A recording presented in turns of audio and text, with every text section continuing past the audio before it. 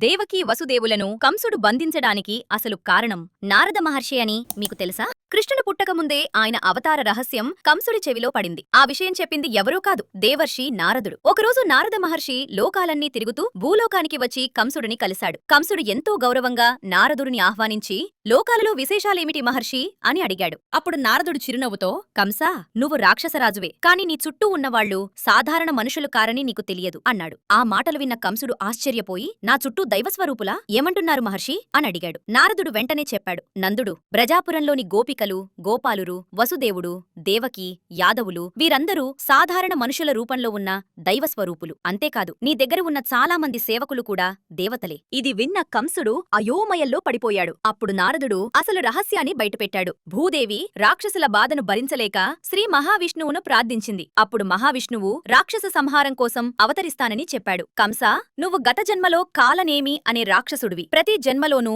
విష్ణువు నిన్ను సంహరిస్తూనే ఉన్నాడు. ఇప్పుడు దేవకీ గర్భంలో జన్మించి నిన్ను వధించబోతున్నాడు. ఈ మాటలు కంసుడి గుండెల్లో భయాన్ని నింపాయి. వెంటనే దేవకీ వసుదేవులను చెరసాలలో బంధించాడు. యాదవులపై యుద్ధం ప్రారంభించాడు. ఎదిరించిన వారిని సంహరించాడు. అనేక రాక్షసరాజులతో స్నేహం పెంచుకుని యాదవ వంశాన్ని చెల్లాచెదురు చేశాడు. ఇలా దేవకీ వసుదేవులు చెరసాలలో బంధించబడటానికి, యాదవ వంశం విచ్ఛిన్నమవ్వడానికి నారదుడి మాటలే కారణమయ్యాయి. అయితే నారదుడు చేసినది లోక కళ్యాణం కోసమే, ఎందుకంటే అదే శ్రీకృష్ణ అవతారానికి మార్గమైంది. గైస్, జై శ్రీకృష్ణ అని కామెంట్ చేయండి.